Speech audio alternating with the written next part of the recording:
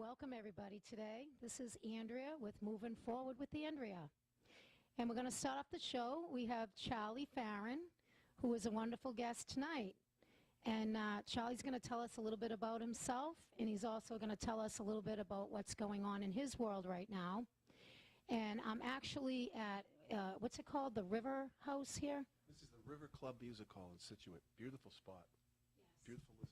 It's actually beautiful waterfront, intimate atmosphere, but it has a wide, I mean, it's pretty big inside, seating a lot of people. I mean, how many does it seat here?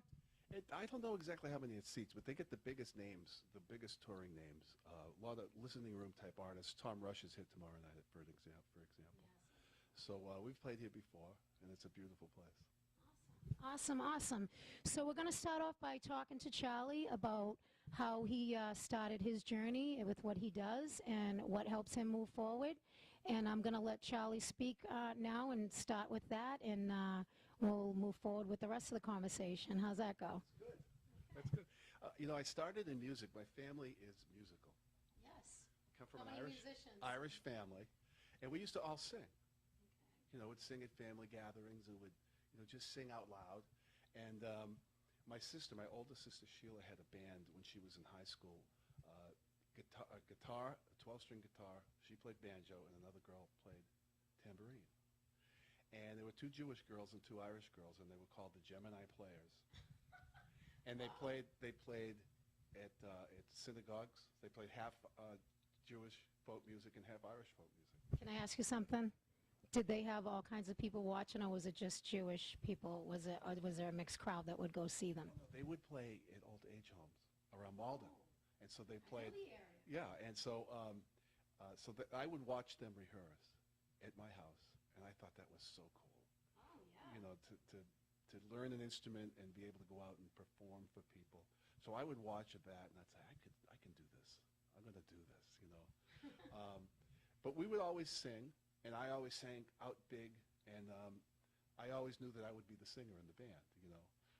I can remember when we had an early rehearsal, we all chipped in to buy a microphone, you know, because we didn't have a microphone. And everybody kind of got up to the microphone and sang, and then when I got up to the microphone, it was, you know, come on and change it up, baby! You know, just, I wasn't afraid to sing. So everybody went, okay, you could be the singer. So I knew then that I was going to be the singer. And I played guitar. I was in a variety show in high school, and we won Best Act in the show. And we got a little trophy, and I thought, okay, I can do this. This is going to be fun. Was that put on by the high school? Malden High School. It was called Junior Varieties. It was put on by the junior class. Nice. And in my junior year, we did a song. It was a trio, guitar, bass, and drums. And we wrote it. I wrote a song, and we played it, and it won. And I said, I could do this. You know. Can I ask you something? What was the name of that song? The name of the song, I don't even remember. The name of the band was Blue Willow. Why did you name it Blue Willow? Because it was a dish patent, and I thought it sounded cool. You know, blues. You know. I think that's a really great way of trying to name something. Because I mean, how else do you name a band? What usually has come across in your life? Boy. Not to get off your subject of what you were saying, but can you just answer that for us? Oh, I don't know. You know, it's always hard to name bands. You know, you try to think of something clever. You try to think of something at that age, especially that sounds kind of badass. You know. Yeah. But I had bands. You know, in the 8th grade, I had a band called the Internationals. Oh. You know, I don't know how international we were, but so. You know, now, does everybody in the band have to agree? You know, because you know, people always want the clout. Like, who wants to be the one saying, "I named the band"? Oh well, when you're a kid, sure, everybody has ideas, and then somebody will come up with a name, and everybody says, "That's it. That'll be the name." But anyways, I just want to know that you can go back to. I don't want to cut you off on what you were talking about. How you started off in the high school, and you know, you moved forward to, you got a trophy in school, you said? We won a prize, and it made me feel like I can do this. We had a long way to go, though, you know. So I went to college and left college to be in a rock band because we got to bunch of gigs. We toured around, maybe from Philadelphia to Schenectady to Augusta, Maine. So let me ask you, so that helped you move forward, getting that trophy, that acknowledgement from the school that made you feel like this is something that I want to do. It gave the encouragement. Did that help you, or was it other things too that helped you want to do that? Well, that was a trigger. That was a trigger point for me. I think that just getting work. We had an agent that was really good. Excuse me, how did you find that agent? Like, how do you approach looking? It might be something good for our audience to know, that people that are in the business, that are trying to find out what's good for them. It could be a good pieces of advice from Charlie when this gets seen for people to see, the audience, our listeners, to find out what it is that helps them, because it's so hard to trust people. Like, how do you go about that? When I started, because we didn't have any idea about how to do it. Yeah. None of us did. On occasion, I run into somebody, and I think to myself, they remind me of me, because they're doing what I did, or what I would have done. It doesn't happen very often. It happens only on occasion. I would call nightclubs and bars. I'd get the yellow pages out, and I'd call, and I'd say, I have a band I want to play in your club. Can I play there? And sometimes they wouldn't even have an entertainment license. They'd say, what?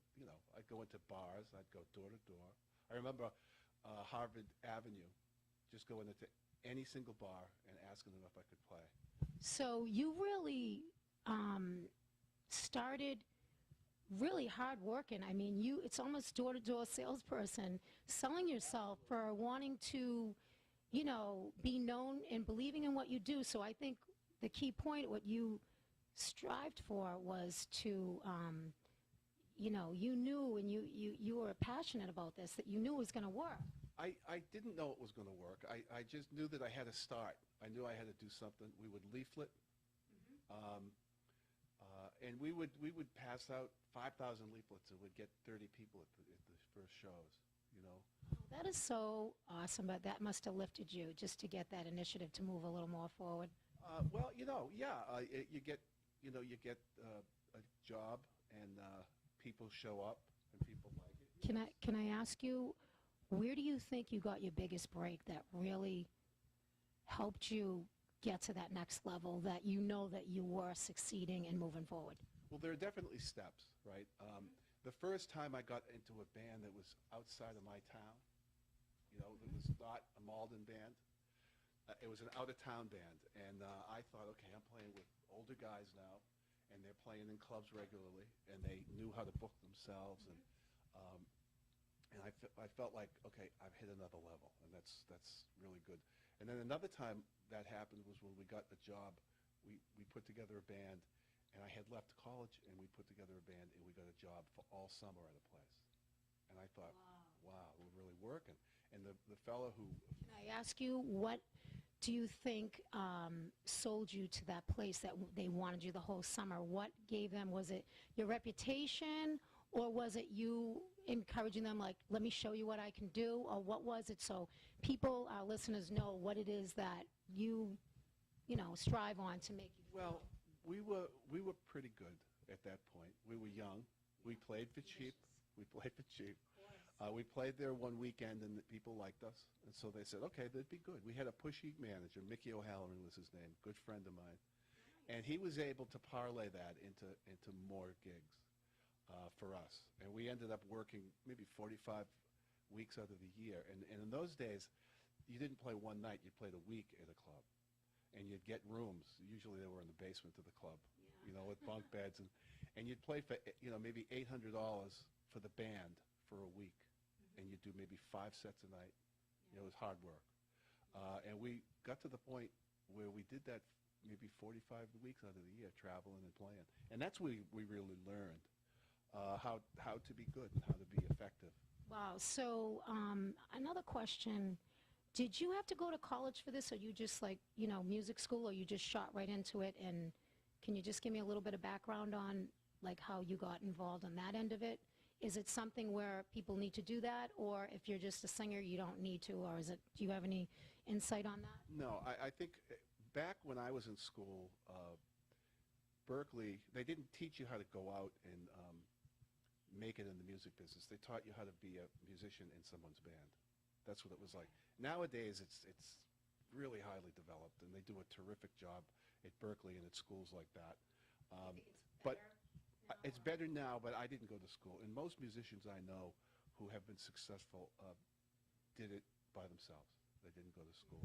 Well, I think that that's a great point because everybody needs to know that, you know, anything in life, some people make it to the top without being in school for anything. It's just they become successful, and it's important to people to know that some of the most successful people never did schooling, and I think that's a great point because you never know. You never know. But having said that, I think they do a terrific job now, and kids who go through the program and get a degree in music, or they have, you know, business degrees in music schools too, places like Berkeley. It's an internship, you know, and it's really valuable to do it. I didn't do it, but I think that lots of folks who do it, they have a head start, you know. Do you regret that, or you're okay with it? I don't regret it at all because I've had a fantastic life. So I'm happy with the way things turned out. But, you know, going back to, there were definitely points where you realized you were lifted. And there were a couple of bands that I saw and played with, you know, maybe opened for, and saw them. One was Aerosmith, and one was a band. Love Aerosmith. One was a band called Mad Angel. And this was when Aerosmith was playing to, you know, 100 people in a 500-person room. But me and my band went down to see them because we heard they were good. And I just remember thinking, oh, boy, we have a lot of work to do. Because they were obviously much better than we were in terms of just their professionalism and the way they carried themselves. And there was a band called Mad Angel that was very popular around here. And we actually did a series of shows with them. And we looked at everything they did. They had a road crew. They had their own bus. They had, you know, excellent microphones. They had great clothes. And you know, but you knew there was a way to go about this, and you figured it out. Well, we learned from working with people that had achieved that. And so we said, okay, we need a drum riser. Okay, we need, you know, more spotlights on stage, and we need to get great clothes. And so there were bands that took us to school, and it wasn't a good feeling at the time. No, but you learn from that. And criticism of learning. And then you get your first song on the radio, and that's a trip. That's a fantastic feeling. Well, why don't we take a word from our sponsors and take a break, and we'll come back on that note about the first song and what that feels like. And I think that will be a great experience to have everyone listen to, because I'm really dying to hear what your first song was, and also I want to know what your favorite song that you have played in your life is. Okay? Thank you. And a word from our sponsors at Stonewood Tavern. Yes, folks, this place is plush, beautiful inside. It's located at the New Hall Plaza at 139 Linfield Street in Peabody, Mass. 01960. You can check them out on their website at www.stonewoodtavernpeabody.com. Their phone number is 978-531-5311 if you'd like to call and make reservations. There is a full menu, the touch of Italian, and a little bit of everything else. This place is very upscale, but casual. The comforts of everything you'd want with class. The function room is gorgeous, with a wraparound bar and a DJ booth in the sky. The other side has another bar, all beautifully arranged tables, candlelight, and they always have live entertainment with acoustic and small bands that play there that are excellent, top-notch. And there's usually no cover charge to go in there to see a show unless it's a special event. Thank you for checking out www.stonewoodtavernpeabody.com. Moving forward again. So actually, we were just talking about Charlie's first song that was on the radio, and that's where we left off, and we're going to start with that. So I'm going to let Charlie speak. And so what was that song? Well, we had a band. The band was called Live Lobster. Oh, my God. It's silly. But it was a really good band. And we had a song called Record Man that I wrote, and we recorded it, and it got on the radio. And I don't remember the name of the station, but it was back probably in the early 70s. And I heard it on the radio. And I don't know if you saw that movie, That Thing You Do. Who's in that movie? In what year? What year is it? Can you give me a little bit of a flashback? Liv Tyler is in it. Tom Hanks is in it. Tom Hanks is an agent. At any rate, there's a scene where their record is on the radio and they hear it, and Liv Tyler comes screaming and running down the street to try to get the band together so that they can hear, and that's exactly what it's like. I would recommend the movie, by the way. So let's, what was the name of it again? That Thing You Do. That Thing You Do. That's something to check out to see what it feels like to have your first song on the radio. Right. So that was another point when I thought, okay, I can do this. But what I realized when I heard it on the radio was this doesn't sound as good as, real bands' records, big bands' records. So we had to learn how to record. We had to learn how to sound good in the studio. And that was a learning curve, a big learning. I bet it was. It's quite an experience.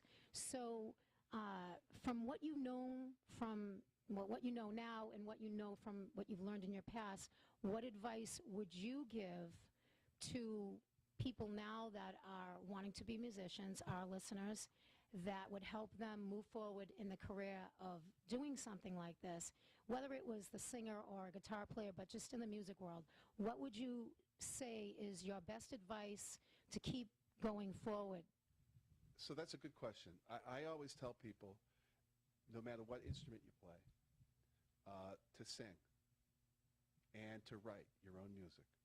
And the reason I say that is because when you write your own music, you're always writing to your strengths. Mm-hmm. You're writing stuff that you can sing. You're writing lyrics that you can sing. You're writing guitar parts that you can make sound good. To me, that's the big thing, because this isn't just about playing. This is about being creative. And can I interrupt for a minute? And what I really love about musicians especially is that all of them are artists. Music is an art to me, and most musicians are very artistic in their own way with a lot of things I sense. I've been around a lot of them all my life. So what do you feel about that? Well, I think you're right. The good ones are. But I think if you play piano, you should play piano and sing and write. If you play, now it's pretty tough if you're playing saxophone to sing. Right? But I love the saxophone. But there are lots of horn players that play horn and sing. Louis Armstrong. I think that singing is important, and I think that doing your own material is important. And my advice always is that, if I could give myself advice, if I could talk to the 19-year-old version of myself, I would have said, don't spend, 5 years in a band doing covers. So start writing, start doing your own stuff. That's my advice to my kids. Okay, so, and I know a lot of them are musicians, some of them. Okay. So not to do covers, but how would you survive while you're trying to do that? Just try to keep your little job on the side. It's a struggle now in life. You know what I mean? It's hard for everyone. So, to keep afloat, how would that be managed? Or at least what kind of insight would you give that you think would work? Well, I think it's like anything else. I worked in a music store. After I got out of my cover band, where we were working all that, I think I learned how to sing, when I was in that band. But I went to work in a music store and started writing and stopped performing and started writing and tried to put together a band that could do all originals. And then the process began all over again to try and, going door to door to try and break in someplace and get work.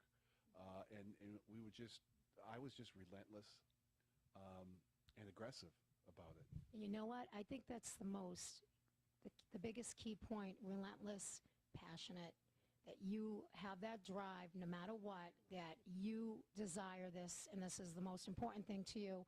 But you still have to survive, and I know you worked, to help bring up your family because you have children and you're married and all that. And you worked, was it for IBM or? Well, That came much, much later. I had my music career where, you know, we toured and made records and made videos, and that all happened before we had children. Once we had children, and we could talk about that because a lot went on during those years. Sure. But when we had children, I started to focus on performing as a solo, which is what I do now. And because you can't maintain a band and have a grown man's job, you know. I went to work for Digital Equipment Corporation. And they were bought by Compaq, who was in turn bought by Hewlett-Packard. And that job, I had many jobs in that company, but it ended up being a kind of a business development role, working with partners globally. So there was a lot of travel, and learned a lot, met a lot of really smart people. Let me ask you, so do you have an HP? I have a number of computers. I have all HPs in my house, including my laptop, just so you know. I do like them, but the Windows one right now, it's a little confusing, but I'm getting used to it because it flashes in and out quickly. You know? I worked for the enterprise computing divisions, so it wasn't really a computer job. It was a job working with creating business and enabling business globally, working with third-party companies. And it was, again, fantastic from the perspective of providing what my family needed. Okay, so you still wanted to move forward with your music, though. Did you ever want to leave that, or how you just like had to slow down on that when you had the children and everything? Well, I was aggressive with my career, and we were successful for, you know, as a guy, a musician. But as somebody who was going to be a dad and have a family of 5 and give them what they needed, that wasn't going to, you know, emotionally, financially, it wasn't going to do it. And I realized that. And so once I decided that, yeah, we are going to have a family, I thought, this is probably the time for me to shift my focus on raising my kids and providing for my family. So the passion wasn't necessarily in, you know, business development. The passion was in doing what needed to be done so that my family had what they needed. Music was always a passion, though, and I still put records out every couple of years, and I still performed solo. I wrote a lot of my best stuff during those years. Awesome. You know what? You're awesome. You are. God bless you. Seriously. You know, that's really hard to do and to keep it going, and I give you a lot of credit because some people just don't know how to balance things, and it's not that they don't know how. It's sometimes they don't want to, they don't have the drive, but it is a lot of hard work. Anyone that has family understands that. It is dedication. It's a job in itself on top of everything else, we all know, and I know you have a wonderful family and you have some wonderful children. Going to get into the framework of what Charlie does, and we're going to hear some pretty interesting things, and I'm going to let Charlie start back over here. Well, you know, I had a band called Balloon in the New England area, and we got to the point where we had 2 or 3 songs that were getting played around New England on the radio regularly, and we were selling out big clubs in the area. And can I ask you, was one of them the Channel? One of them was the Channel, for sure. Then I got my real first big national break when I got into the Joe Perry project. Joe Perry of Aerosmith. Joe had taken a break from Aerosmith to start his own band, and his singer left, and they needed a singer, and I went and auditioned at the Orpheum Theater and got the gig. And that was a real thrill for me because we were touring with, immediately, we were touring with, you know, ZZ Top and Rush and Ozzy Osbourne. I love ZZ Top and I love Rush. I probably could tell you every word to every song. It's in my head. And so so obviously that was another big plateau to move and play those big stages, you know, playing Boston Garden-sized places. So that was a big boost for me, and I got to see what it took to operate successfully at that level. Let me ask you, so how was it working with people like that? Is it at a different level than all the stuff from before? There's still people, as we all know, but it is a different level. Well, I mean, so it's a different level of professionalism. I think it's a different level of, you know, skill set, and you get to see how it's done at that level, and can I do that too? And you learn that you can do that.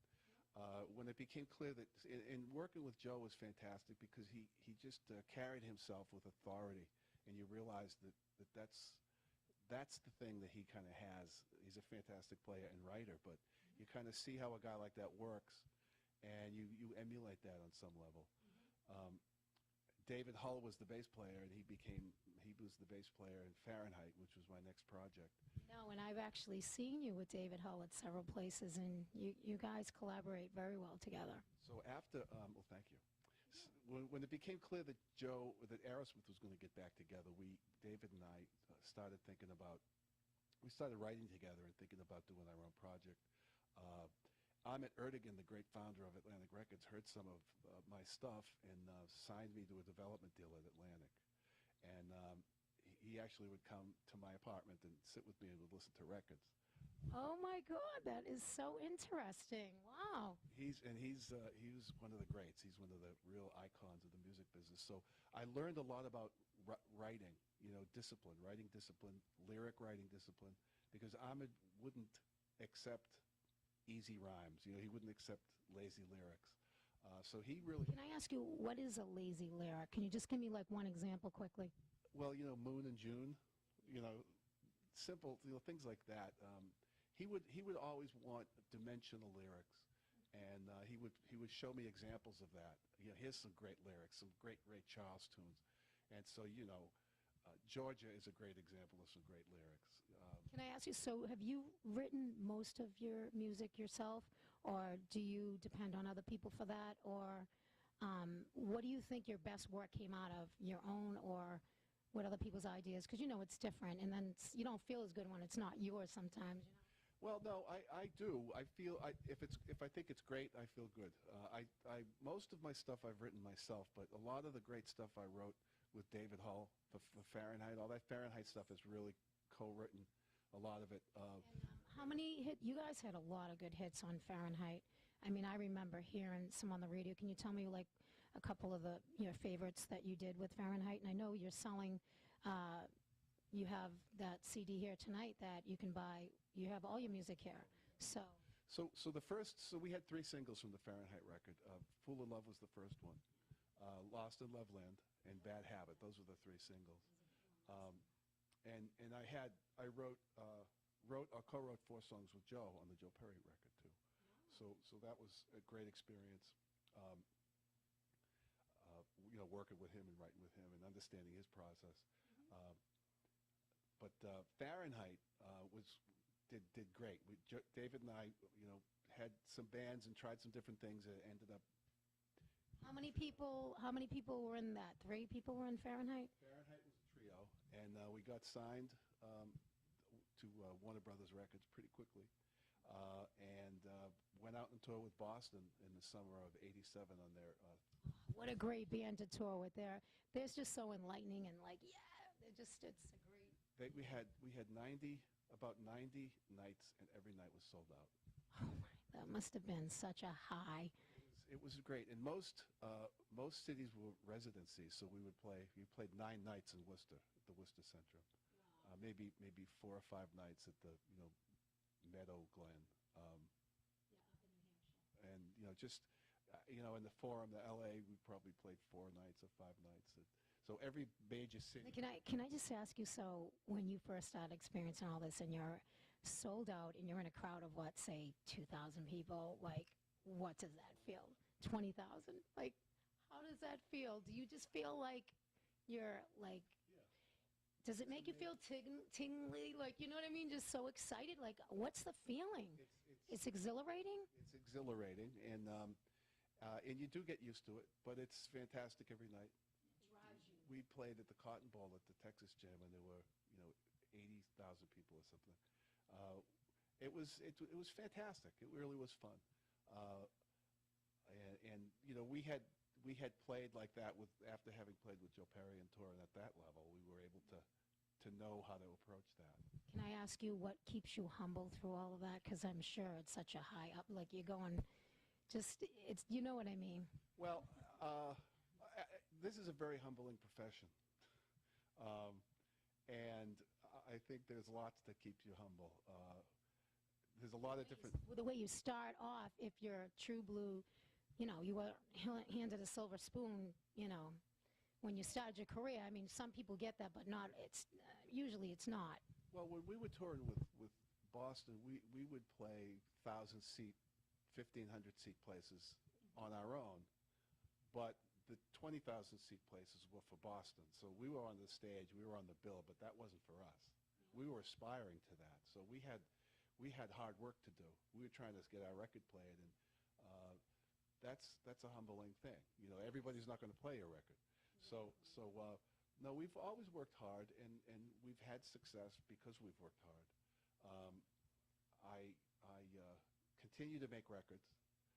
As a matter of fact, I just released a record a few months ago. Okay, so we heard all about that. Is there any other steps in your life from in the middle, not right now, but like that you want to talk about, or we can talk about Tuesday, and we could talk about what you want to do? Because I know we don't have a lot of time left, but I want to make sure we get to talk about your new CD and why you did that. Why did you name it Tuesday? Well, so let me say that I worked at Hewlett-Packard for 24 years, and I retired 3 years ago. Wow. And so now what do you do? Exactly, okay. So because I'm not done. So I love it. so I said to my wife, I could go to another company and try to develop a network, try to see if I can get that going, or I could just fall back on music. And I can still do this. And if I'm going to put in 20 hours a day working, which I would have to do anyway, why not work on my own brand? Which I have to say, okay, how long have you been playing music for? I've been playing music for 45 years. Okay. 45 years of playing music. You look and sound absolutely stunning. I really am impressed. Seriously. You really are impressive. I think it's a good quality in that you still have this in you, and it's your heart and soul, and if you can make money at it and you get paid for that, that's just the best thing in the world. That's my opinion. Well, it is. It's a hard job, but it's rewarding. And now, you know, my kids are grown, and I do this because I love it, and it feels fantastic when, you know, when people show up and seem to enjoy it. And it keeps me writing, and it keeps me recording. You know, I just released a new record called Tuesday. And why did you call it Tuesday? Is there a particular reason? Well, it's the name of the title song on the record. It was a song that was written by Brad Delp, who was the lead singer in Boston. He played it for me one time, and I loved it, and it reminded me of the Beatles song Yesterday. And he never did anything with it. He never felt that he could finish it, or he never finished it. When I was listening to the songs in my car that might be candidates for this new CD, when the CD went off, the radio came on, and Yesterday was playing. And it gave me chills because I thought, that reminds me of Brad's song. I'm going to reach out to his family and see if they would be all right with me covering it. And they loved the idea. And I covered it, and later I learned that it was a lament upon learning about the assassination of John Lennon. Wow, that is a trip. That's pretty. Because I thought it sounded like a Beatles tune. And so I recorded it, and it came out fantastic. My friend Anthony Resta co-produced that song with me. And I'm really happy with this record. Can I make a request tonight that you play that song for everyone in the room that's here tonight? I would love to hear that, and that would be well appreciated, because I'm looking forward, because now I know the story behind it all, and it's really meaningful. I think that's a great thing, and especially the family must be so proud to know that that's something that is appreciated, in his music that is living on. Yeah, I think they are. I think they're pleased that I did that. It's a fantastic song, and it came out beautiful. Awesome. What else can you tell us about the new Tuesday album that you would like to share with us? Well, it's diverse. I wrote it in a way that it's full instrumentation, but I can perform a lot of the songs from that record solo, because that's what I'm doing now. My daughter, Veronica, is singing background on a couple of the songs. And I'm going to be meeting her at the end of this month, everyone. I'm actually going to be doing an interview with Veronica Farren at the end of this month, and thanks to Charlie, thought it was a great idea. And I got to talking to her. She is a sweetheart and a very interesting, positive girl, and good luck to her. She's been all over the world just this summer, never mind her whole life. And now In fact, she's going to be starring in the video for one of the songs that she sings in. Awesome. And what is the song? That's the name of the song that she sings and is going to be in the video called That Kind of Girl. Because she is that kind of a girl. So anyways, let's talk about, because then we'll be wrapping this up, talk about what you have to say about for your future and what advice you give people that keeps you going that might be a good piece of advice for people, because that's what the show is about moving forward and positiveness and staying on the right road. Well, you know, I'm going to continue to write. I already have, I just put a record out a couple of months ago. I already have new songs in the works. I'm experimenting with accordion. I'm experimenting with banjo, experimenting with auto harp, pan flutes. What's auto harp? An auto harp is a lap-held stringed instrument, and you press buttons to get the chords. You know, John Sebastian used to play an auto harp. I'm just experimenting with different sounds. So let me ask you. So what would you call your music now? What kind of music would you call your music right now? Like what? You know, like is this rock or is this soft rock or is this a little bit of blues or what would you round about it and around? Or you play a little bit of everything? Yeah, I'm not good at that.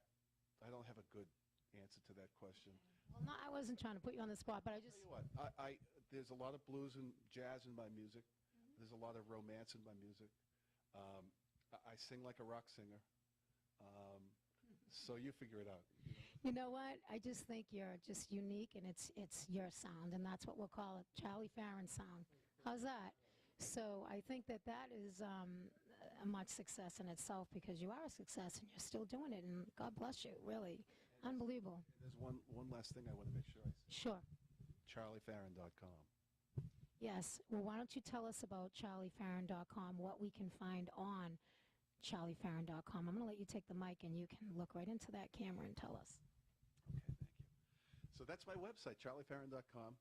It's a kind of a cool site. There's a lot of great photographs there. You can learn about all of my dates coming up. You can listen to all my music. I have a feature on my homepage called F-Man Radio. My company, by the way, is F-Man Media. So F-Man Radio is a player on my website, and all my songs are on it, so you can go there and listen. Awesome. Yeah, and also all my CDs are available at the store. Excellent. So we're going to wrap this up, and I want to thank Charlie for this wonderful, interview, and it's my pleasure. And you want to say something else? You asked me about advice. Yes. Okay. Yeah. The advice I would give is keep moving forward. You know what? Thank you so much. It's been my pleasure, and I'm looking forward to the wonderful show tonight.